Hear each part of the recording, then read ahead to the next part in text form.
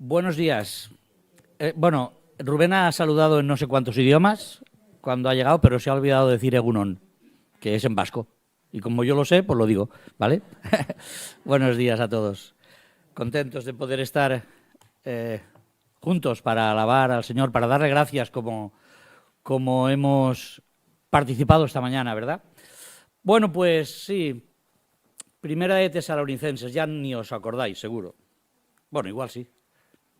Primera de Tesalonicenses. Empezamos en el mes de septiembre y estuvimos viendo los dos primeros capítulos. Lo vimos en 4 exposiciones de la palabra.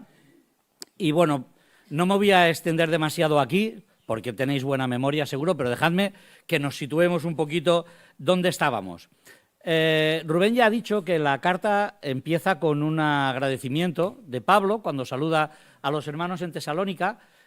Agradece al Señor pues por lo que ha pasado en la vida de aquellos hermanos y cómo habían evolucionado, de manera que él da gracias al Señor por su fe, por su amor, por su constancia, por su esperanza.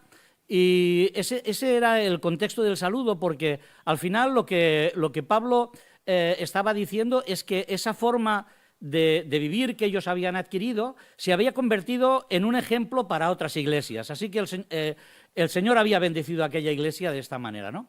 Luego vimos cómo la predicación del Evangelio había estado acompañada por el poder del Espíritu Santo, que había transformado aquellas vidas. Y las había transformado de modo que ese ejemplo que ellos habían recibido de Pablo y de sus compañeros en el ministerio había alcanzado. Y Pablo dice, no necesitamos decir nada porque ya vuestra fama ha alcanzado fuera de vuestra localidad. Veíamos también que el mensaje que les había llegado era un mensaje que había llegado con pasión. Los misioneros habían llegado a aquella ciudad, a Tesalónica, con una pasión extraordinaria, y eso es lo que había hecho que, a pesar de las circunstancias en las que se desenvolvió el mensaje de la palabra de Dios allí, pues llegase con fuerza, porque los misioneros no solamente tenían pasión por Jesucristo y por su palabra, sino que además eran capaces de amar a las personas a las que le transmitían el Evangelio, y eso hacía que lo hiciesen de una manera honesta y eficaz. Y lo último que vimos fue que Pablo estaba muy agradecido al Señor por el ejemplo de aquella iglesia joven, muy joven, pero que había recibido el mensaje como verdadera palabra de Dios. Y esto es lo que había hecho que el corazón de aquellas personas se transformase de una manera extraordinaria. Cambiaron sus actitudes, cambiaron sus prioridades, cambiaron sus costumbres, porque entendieron que era Dios mismo quien les estaba llevando a la palabra. Y cuando nosotros nos acercamos a la Biblia, cuando nos acercamos a la palabra del Señor, creyendo firmemente que es la palabra de Dios, la única actitud que puede haber en nuestra vida es el servicio, es el agradecimiento, es el rendirnos al Señor de los señores. Así que este es el entorno en el que llegamos al capítulo 3, que es lo que hoy vamos a ver. Bueno, vamos a ver solo los 8 primeros versículos. Y esos 8 primeros versículos empiezan con una frase, por lo cual. Claro, ya estamos, tenemos que irnos un poquito para atrás para saber qué es eso que llama a Pablo a decir todo lo que va a decir a continuación. Así que este por lo cual tiene que ver con cosas que él había dicho un poquito antes en su carta. Para nosotros, capítulo 2, versículo 17. Él no había puesto versículos y capítulos en su carta, pero para nosotros, para poderlo localizar, capítulo 2, versículo 17 y 18. Mirad, leo en una versión de lenguaje sencillo que dice, amados hermanos, y ahora se me ha ido para atrás esto, bueno, y a mis ojos allí no llegan, Vale, aquí estamos. Amados hermanos, después de estar separados de vosotros por un breve tiempo, aunque nuestro corazón nunca os dejó, hicimos todo lo posible por regresar debido a nuestro intenso anhelo de volver a veros. Teníamos muchas ganas de visitaros de nuevo y yo, Pablo, lo intenté una y otra vez, pero Satanás nos lo impidió. Esta es la situación en la que Pablo se encuentra cuando va a escribir los siguientes versículos que hoy, si el Señor lo permite, vamos a reflexionar un poquito sobre ellos. Fijaros que, como recordaréis, la situación que se produce aquí es que Pablo y sus compañeros han estado 3 semanitas o poco más en la ciudad de Tesalónica presentando el Evangelio. Muy poquito tiempo, pero allí se había producido una revolución. De hecho, la acusación que se levantó contra ellos fue que estos que trastornan el mundo entero han llegado aquí. Eso es lo que nos explica Lucas cuando en el libro de los Hechos de los Apóstoles relata qué es lo que sucedió allí. Capítulo 17, por si lo queréis abundar un poquito más. Pues resulta que llegaron allí y en esas pocas semanitas revolucionaron a las personas que escuchaban el Evangelio. Esto, por supuesto, provocó un levantamiento de oposición. Esa oposición que siempre o casi siempre se levantaba allí donde Pablo iba con sus compañeros a predicar el Evangelio. De tal forma que se tuvieron que marchar. Después de esas 3 semanas, quizá un poquito más, se tuvieron que marchar. Y se marcharon a otra ciudad, a unos 80 kilómetros, que se llamaba Berea. Y allí empezaron a predicar el Evangelio. Y allí también hubo recepción del Evangelio. Pero los que se oponían a ellos en Tesalónica viajaron hasta Berea para volver a poner oposición a aquel mensaje. De modo que para preservar la vida de Pablo tuvieron que coger a algunos hermanos y sacarle de allí. Y entonces lo enviaron a Atenas. Parece ser que allí se marchó solo y sus compañeros, en este caso Silas y Timoteo, se quedaron en la zona quizá para consolidar un poquito la obra que allí se había iniciado. Pero Pablo se marchó solo a Atenas. Y allí en Atenas predicó el Evangelio hasta que poco tiempo después se marchó hasta Corinto. Veremos un poquito más adelante que la situación anímica de Pablo no era demasiado agradable. Lo veremos, porque eso va a formar parte de nuestra reflexión esta mañana. Y cuando él estaba en Corinto, solo, predicando el Evangelio, regresaron sus compañeros. Regresaron Silas y Timoteo y le trajeron información de lo que él quería saber, qué estaba pasando con aquellas iglesias que habían sido fundadas. Y esto provocó la escritura de la primera carta a los tesalonicenses. Esas informaciones que a Pablo le llegaron desde Timoteo, pues él, de hecho, le hizo pensar en cómo estaba aquella iglesia, qué agradecimiento debía dar a Dios por lo que estaba pasando allí, cómo habían reaccionado y seguramente también explicar algunas cosas que a lo mejor por la premura del tiempo que había estado en Tesalónica no había dado tiempo suficiente para que esas cuestiones asentasen correctamente en los hermanos. Ya os he puesto en situación, ya lo sabíais, todo esto ya lo sabíais, ¿no? Pero ahora un poquito más en situación, vamos a leer esos versículos desde el 1 hasta el 8 del tercer capítulo. Dice, por lo cual, esto ya lo habíamos leído, pero lo leo otra vez, no es muy largo, por lo cual, no pudiendo soportarlo más, acordamos quedarnos solos en Atenas y enviamos a Timoteo, nuestro hermano, servidor de Dios y colaborador nuestro en el Evangelio de Cristo, para confirmaros y exhortaros respecto a vuestra fe, a fin de que nadie se inquiete por esas tribulaciones, porque vosotros mismos sabéis que para esto estamos puestos. Porque también estando con vosotros os predecíamos que íbamos a pasar tribulaciones, como ha acontecido y sabéis. Por lo cual, también yo, no pudiendo soportar más, envié para informarme de vuestra fe, no sea que os hubiera tentado el tentador y que nuestro trabajo resultase en vano. Pero cuando Timoteo volvió de vosotros a nosotros y nos dio buenas noticias de vuestra fe y amor, y que siempre nos recordáis con cariño, deseando vernos como también nosotros a vosotros. Por ello, hermanos, en medio de toda nuestra necesidad y aflicción, fuimos consolados de vosotros por medio de vuestra fe, porque ahora vivimos si vosotros estáis firmes en el Señor. Bonito, ¿verdad? Lo que Pablo les dice. De hecho, para entender mejor el contenido de lo que Pablo les va a decir a partir de este momento, tenemos que recordar quién era Pablo. y yo sé que la mayoría de vosotros que estáis aquí sabéis quién era Pablo, pero quizá alguno no familiarizado tanto con las Escrituras, bueno, le va bien que recordemos un poquito esto. Si a Pablo, años atrás, tuviésemos que ponerle un apodo, posiblemente le habríamos puesto el azote de los discípulos de Cristo. Porque este hombre, por sus propias palabras, de sus propias palabras, dijo: yo encerré en cárceles a muchos de los santos, habiendo recibido poderes de los principales sacerdotes, y cuando los mataron, yo di mi voto. Y muchas veces, castigándolos en todas las sinagogas, los forcé a blasfemar, y enfurecido sobremanera contra ellos, les perseguí hasta en las ciudades extranjeras. En otras palabras, Pablo había sido un perseguidor, torturador y asesino de nuestros hermanos del primer siglo, de los primeros discípulos del Señor.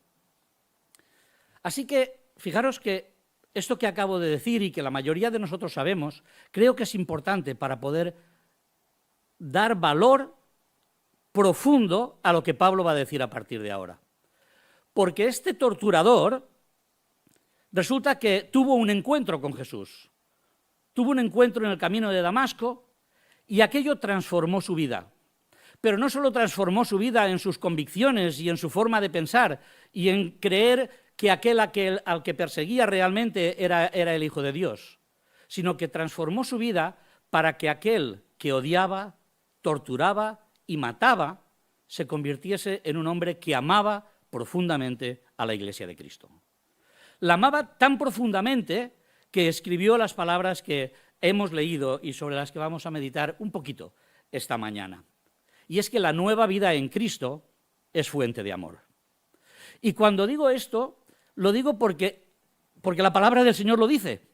Porque la palabra del Señor dice que cuando nacemos de nuevo, aparece en nuestra vida una forma especial que antes no conocíamos. De hecho, en palabras del Señor Jesús, lo que nos identifica como discípulos es amarnos unos a otros. Eso es lo que el Señor Jesús dijo: en esto conocerán que sois mis discípulos, en que os améis unos a otros. Por lo tanto, el amor dentro del pueblo de Dios no es una opción. El amor en el pueblo de Dios es un mandamiento del Señor. Y el Señor nunca manda cosas que no podamos hacer. Así que tú y yo, todos los que formamos parte del pueblo de Dios, hemos sido capacitados para amar. Y si somos capacitados para amar, hay una cuestión que nos falta, y es nuestra voluntad, nuestro deseo y nuestra convicción de amar, sea cual sea la circunstancia en que nos encontremos. Y esto es lo que Pablo nos va a explicar. Estas son las cuestiones que va a manifestar Pablo de su actitud en estos momentos. Yo lo he llamado los reflejos del amor de Dios hacia su pueblo. Mirad, lo primero que vemos en Pablo es preocupación. El amor por los hermanos nos genera preocupación. Y nos genera preocupación en el buen sentido de la palabra y a lo mejor en el malo. Pero nos debe generar interés por conocer al pueblo de Dios. Mirad, Pablo lo que le estaba llevando a una situación de crisis en su preocupación era que no sabía lo que estaba pasando en la iglesia de Tesalónica y en la iglesia de Berea y en todo lo que allí donde él había predicado el Evangelio. Porque claro, ni WhatsApp, ni teléfono, las cartas corrían con dificultad.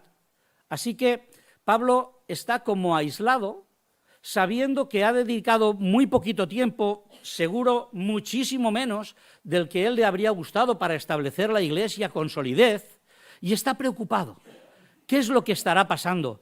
Él sabía que la iglesia de Tesalónica estaba en un lugar de crisis, estaba en un lugar peligroso. Bueno, él lo había vivido en sus propias carnes, y sabía que la iglesia de Tesalónica podía estar viviendo, yo qué sé, de los judíos que les estuviesen atacando. Estaban exactamente en un momento de crisis y de dificultad, y Pablo sin información ninguna. Así que dice, no lo soportaba más, Necesitaba saber cómo estabais evolucionando, cómo vivíais, cómo había arraigado el Evangelio en vosotros. ¿Estabais firmes, no estabais firmes? ¿Las situaciones de la sociedad en la que vivíais os estaba afectando para apartaros del Señor? Fijaros que dice, no sea que os hubiese tentado el tentador y nuestro trabajo resultase en vano. Mirad, yo estaba reflexionando sobre estos versículos para compartirlos con vosotros esta mañana y pensaba de qué manera a nosotros nos puede afectar el entorno en el que nos movemos, en el entorno en el que estamos. Hay una cosa que se llama exclusión social, que es aquel rechazo que unas personas pueden tener hacia otras por el mero hecho de pensar diferente, por el mero hecho de denunciar situaciones difíciles o situaciones, yo qué sé, deshonestas o lo que vosotros queráis pensar. En la iglesia de Tesalónica esto estaba pasando, porque los hermanos que formaban parte de la iglesia de Tesalónica se habían empezado a alejar, se habían alejado de aquellas cosas que sucedían en la sociedad normal de donde ellos estaban. Ellos no participaban ya de la adoración a los ídolos, no participaban de según qué festividades y según qué jolgorios y qué eventos, y esto hizo que seguramente fuesen señalados, fuesen apartados, fuesen excluidos. Y Pablo pensaba, ¿de qué manera esto va a afectar a la Iglesia? Me pregunto, ¿de qué manera nos afecta el mundo en el que nosotros nos movemos, la sociedad de la que estamos rodeados, para que nuestro pensamiento, nuestras acciones o incluso nuestra forma de actuar con las personas que nos rodean quede afectada? Es más, ¿piensas alguna vez en cómo afecta eso a tus hermanos? ¿Conoces cuál es la dificultad del punto de misión en el que Dios ha puesto a tu hermano o a tu hermana? Seguramente no tenemos mucha información los unos de los otros, o deberíamos tener más información por expresarnos. Ojalá pudiésemos decir, no soporto más no saber si estáis sufriendo por el Evangelio.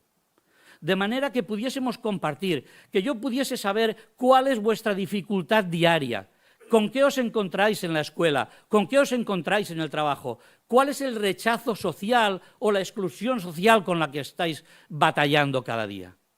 Pablo estaba profundamente angustiado por saber qué es lo que pasaba con sus hermanos en Tesalónica. Y así lo demostró, porque eso era un reflejo de su amor hacia aquella iglesia. Aquellos a los que en otro momento habría perseguido, torturado y matado, ahora eran carga en su corazón. De hecho, él, escribiendo en otra de sus cartas, dice que sobre él no solamente se agolpan las torturas, los naufragios, sino que se agolpa encima de él pues su preocupación por todas las iglesias. Así que ese seguramente es una de las primeras reflexiones que deberíamos hacer esta mañana. Me preocupa de verdad el entorno difícil en el que seguramente se estará moviendo mi hermano, mi hermana. Oro por él, oro por ella, me preocupa, me acerco para preguntarle cómo va tu vida, cómo va tu vida en el entorno en que te mueves. ¿Sufres por el Evangelio? Y si sufres por el Evangelio, voy a orar contigo, voy a preocuparme por ti, porque te amo, porque tenemos el mandamiento del Señor de que nos amemos los unos a los otros. Porque hay una cuestión ineludible, y es que la lealtad a Cristo trae dificultad para los creyentes. Y nosotros tampoco nos podemos quejar tanto. Bueno, de hecho no nos podemos quejar. Pero hay hermanos nuestros que no sufren una persecución social, sufren una persecución oficial, una persecución real, una persecución que les impide incluso a veces tener una porción de las Escrituras en sus manos con la que poder compartir. Les impide poder reunirse con otros hermanos. Ellos forman parte del pueblo de Dios. Ellos forman parte de nuestra familia espiritual. Y nosotros tenemos la responsabilidad delante de Dios de preocuparnos por ellos y de interceder por ellos. Y esto es evidente, yo sé que esto es evidente, pero bajemos a nuestro nivel, bajemos a nuestro lugar y preocupémonos también por aquellos con los que nos relacionamos cada día, cada semana, y pidamos al Señor que Él también sea el que nos ayude, el que les ayude a cada uno en el lugar que el Señor nos ha puesto. Este rechazo social puede provocar algo muy grave. Puede provocar, que esto es lo que le preocupaba a Pablo, veis, no sé si llegan vuestros ojos allí, pero dice, preocupado, no sea que el tentador os hubiese tentado. ¿Sabéis? Este es un problema, un peligro real con el que nos enfrentamos todos los creyentes. El intentar acercarnos tanto a la sociedad que nos rechaza socialmente o que nos puede rechazar socialmente para parecernos un poquito más, para que no se nos tache, para que no seamos marcados. Pues bueno, asimilamos ideas, asimilamos costumbres, asimilamos acciones y sin darnos cuenta, poco a poco, nos vamos alejando de aquello que el Señor nos ha marcado. Esto era una profunda preocupación para Pablo, y así lo expresa. Estaba tan preocupado por vosotros que no lo soportaba más. Pero fijaros, el segundo reflejo que quiero compartir con vosotros del amor que Pablo sentía por los tesalonicenses y del amor que nosotros deberíamos sentir por todo el pueblo de Dios, por nuestros hermanos, es una acción de ayuda. Es muy interesante, porque Pablo dice, enviamos a Timoteo, y luego al final dice, envié para informarme de vuestra fe. Y esto que puede parecer una cosa tan simple, es una muestra de amor extraordinaria, que va más allá seguramente de lo que nosotros podemos imaginar. Porque fijaros, lo que dice la frase, la primera que os he marcado ahí, dice que acordamos quedarnos solos. Vaya tontería, ¿no? Pues no, ninguna tontería. Pablo era un hombre de equipo. Pablo era un hombre que necesitaba trabajar con sus colaboradores. Y quedarse solo para él era un gran sacrificio. Un gran sacrificio primero por esto, porque él acostumbraba a trabajar en equipo, porque él sabía que quedarse solo iba a limitar el alcance de su ministerio, porque no podría llegar a todas las partes que le hubiese gustado llegar, y físicamente porque era un hombre enfermo. Y necesitaba que alguien estuviese con él, que alguien le ayudase, que alguien le soportase.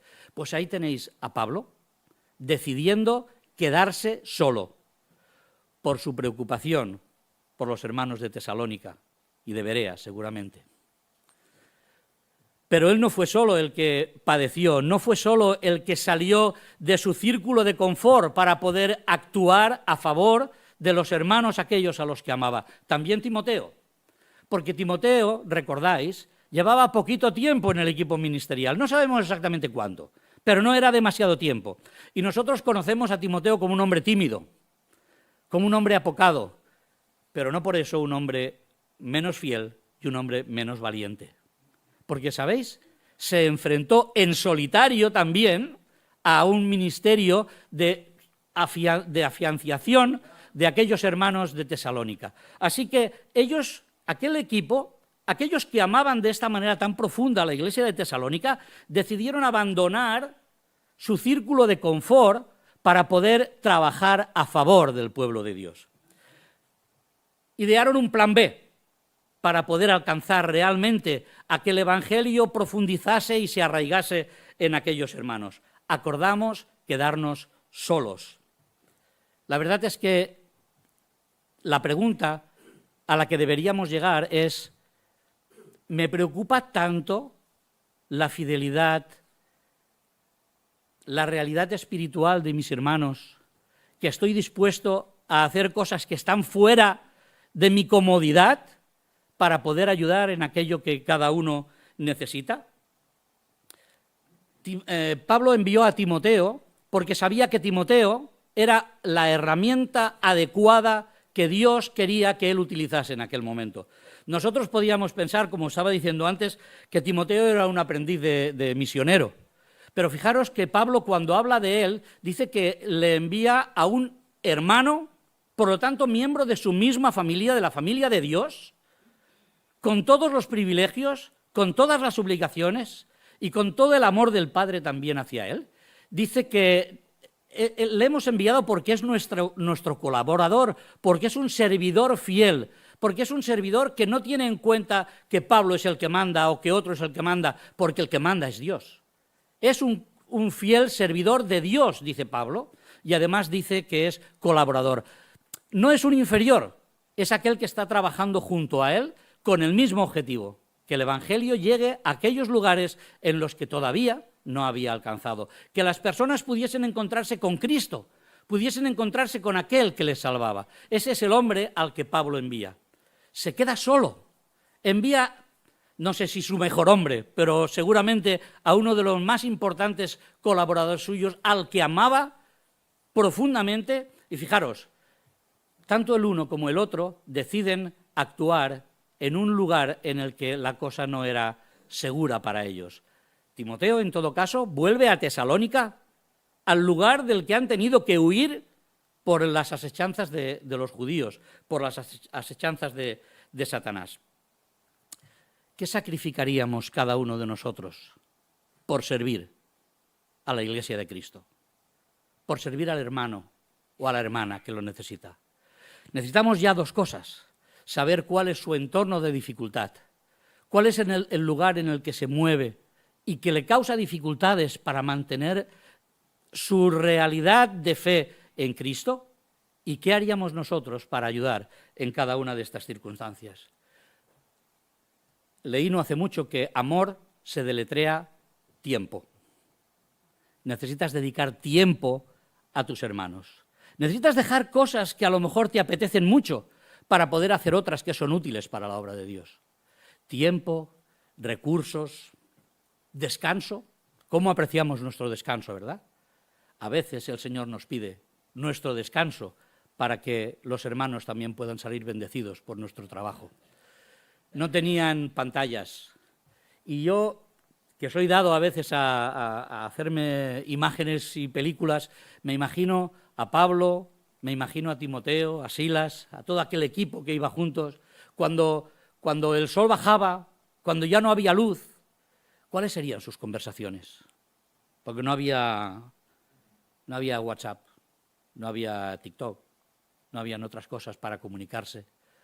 ¿Habrían conversaciones tan profundas en las que pudiesen hablar de lo que Dios había hecho por ellos aquel día? A lo mejor, como hemos hecho nosotros, ¿no? ¿Por qué damos gracias hoy a Dios? ¿Cómo nos ha bendecido hoy Dios? ¿Por qué le podemos agradecer? Así que, ¿qué estaríamos dispuestos a dejar o a hacer para que los hermanos también fuesen bendecidos por nuestro trabajo en el Señor? El tercer reflejo que quiero compartir con vosotros es la exhortación, el ánimo y el aliento.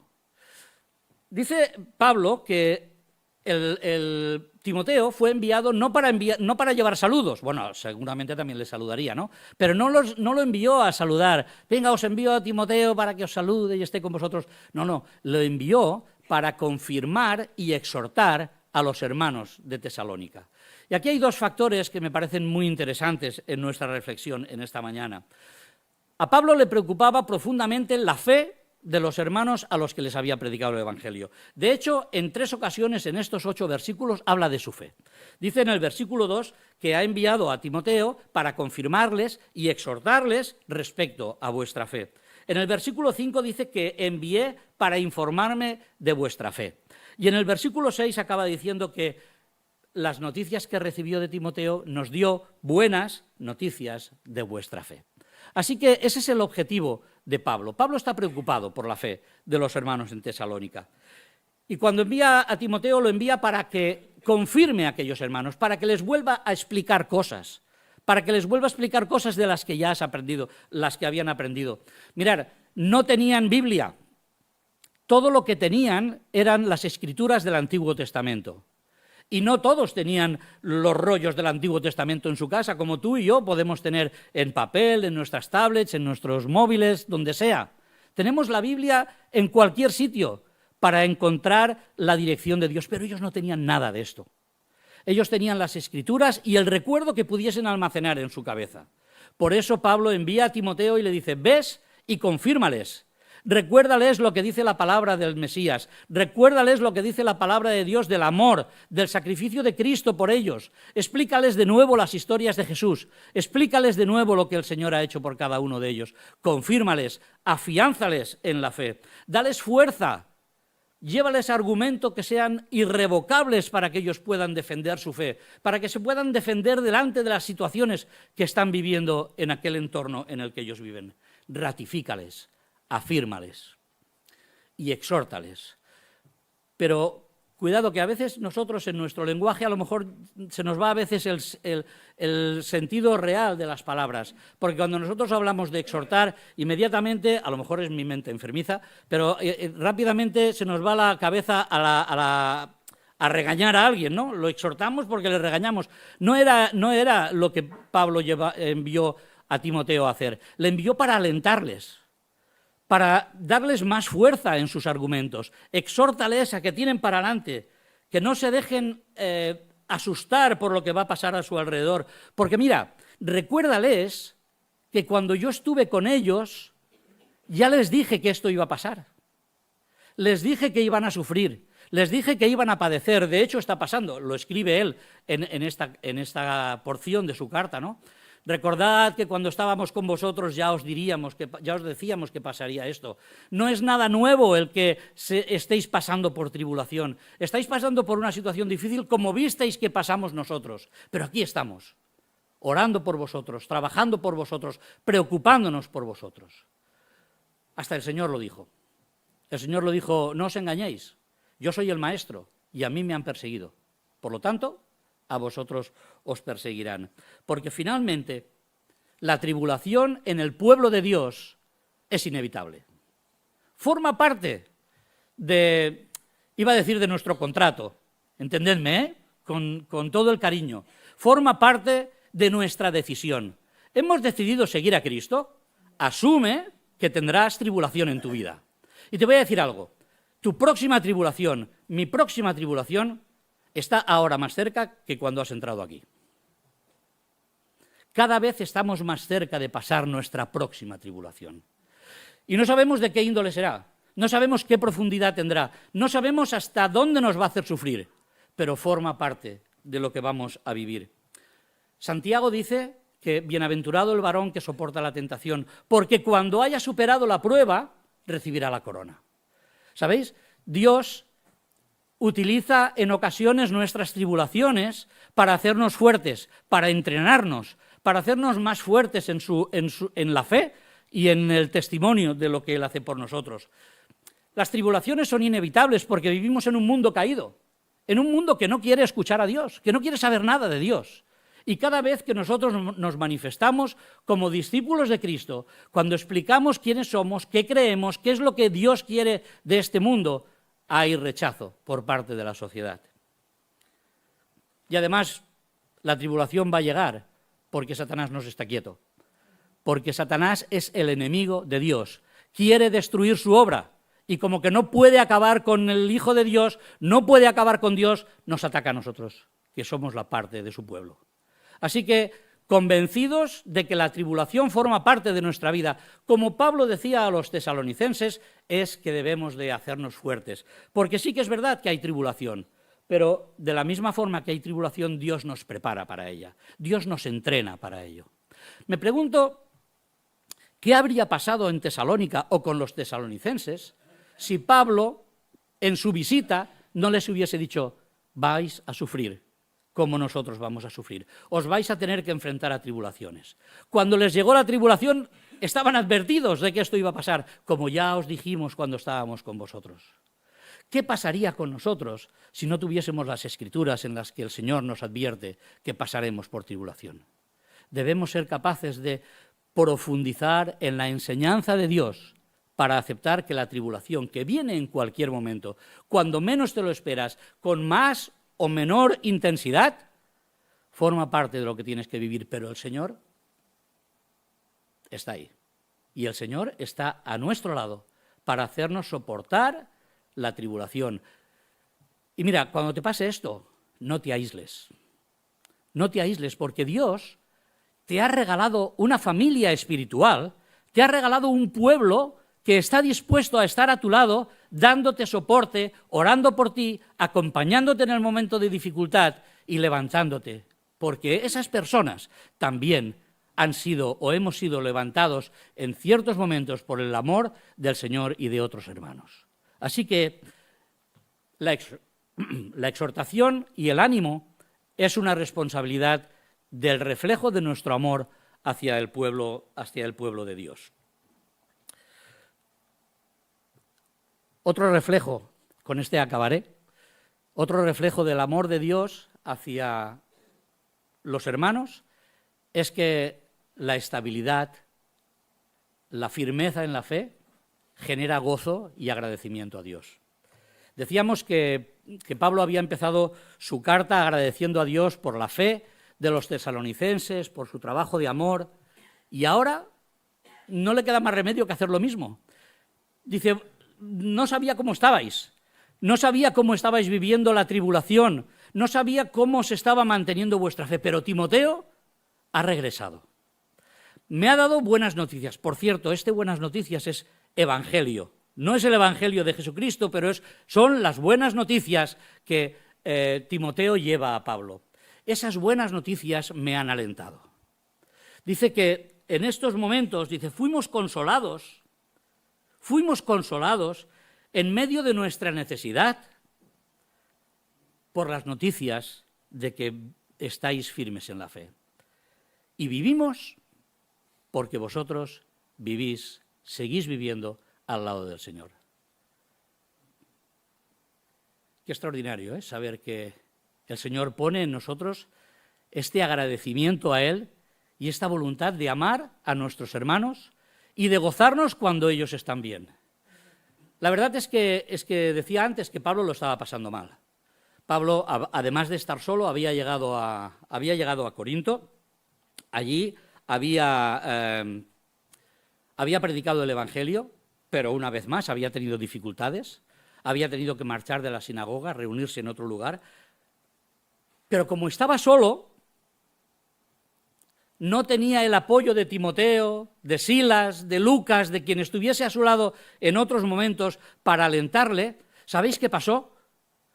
Que una noche el Señor tuvo que hablarle en sueños. Y dice, en Hechos capítulo 18 lo podéis ver, que es el ministerio de Pablo en Corinto. Dice, entonces el Señor dijo a Pablo en visión de noche, no temas, sino habla y no calles, porque yo estoy contigo, y ninguno pondrá sobre ti la mano para hacerte mal, porque yo tengo mucho pueblo en esta ciudad. Pero el abatimiento de Pablo necesitaba las palabras del Señor, por supuesto, pero necesitaba las noticias de Timoteo. Necesitaba las noticias de su hermano Timoteo, de su colaborador, de aquel que le traía el Evangelio, las buenas noticias de los hermanos de Tesalónica. Pablo, siguen firmes. Están al lado tuyo, están al lado del Señor. Las cosas que hayan podido decir de ti, porque había también difamación sobre la persona de Pablo, no les han afectado. Siguen estando convencidos de que el Señor es su Salvador y están siendo ejemplo para todas las ciudades. Por eso Pablo escribe al principio, vuestra fama, vuestro ejemplo ha llegado alrededor. ¿Habéis pensado alguna vez el bien que puede hacer a vuestros hermanos el que les digáis que estáis firmes en el Señor? Que su esfuerzo, que su trabajo, que el trabajo que han hecho con vosotros les sirve para mantenerse firmes. Los grandes hombres de Dios, las grandes mujeres de Dios, necesitan el aliento del pueblo de Dios. Necesitan escuchar que Dios sigue obrando a través de ellos para poder levantarse, y hace bien. Cuánto nos agrada, cuánto aliento nos da cuando algún hermano o alguna hermana nos ayuda a seguir firmes en el ministerio en el que el Señor nos ha puesto. Pablo necesitaba el aliento. Tú y yo necesitamos el aliento. Y Dios te ha puesto a ti y a mí para que seamos de aliento y de gozo para otros hermanos. Y que cuando esto es así, podamos levantar nuestra mirada al cielo y añadir a nuestra lista de agradecimientos, Señor, gracias porque mi hermano, mi hermana, a pesar de la dificultad que está atravesando, sigue firme en tus caminos. Bueno, vamos a concluir. Vamos a concluir con alguna reflexión. Como empezábamos, el amor es un mandato de Jesús para su Iglesia, pero es una decisión propia. Así que si todavía no has decidido amar, que estoy seguro que sí que lo has hecho, pero si todavía no has decidido amar, proponte a partir de ahora amar profundamente a la Iglesia de Cristo, a tus hermanos, preocúpate por ellos. Porque mira, eso va a fortalecer la fe de tu hermano, pero va a fortalecer extraordinariamente tu propia fe, porque te va a hacer sentir que formas parte de esta familia, de este pueblo que lucha uno al lado del otro, que comparte penas, que comparte alegrías, que sufre y que se alegra. Y ahí tenemos el ejemplo de lo que Pablo nos ha dicho: muestra interés, presta ayuda, exhorta si es necesario, alienta cuando haga falta y agradece a Dios. Agradece a Dios lo que Dios ha hecho por nosotros. Dios cuida a su Iglesia, cuidó a los tesalonicenses, cuidó a todos, cuidó a Pablo, cuidó a Timoteo. Pero Dios quiere atender a su Iglesia a través de ti y a través de mí. Dios quiere que tú y yo seamos fuente de aliento para la Iglesia de Cristo, que tú y yo seamos herramientas de Dios para que su pueblo crezca, para que su pueblo se sienta fuerte, para que su pueblo se mantenga firme y que de esta forma el testimonio de la Iglesia de Cristo siga adelante. En tiempos convulsos, en tiempos difíciles, en tiempos que nosotros no comprendemos, pero en tiempos en los que el Señor quiere seguir obrando.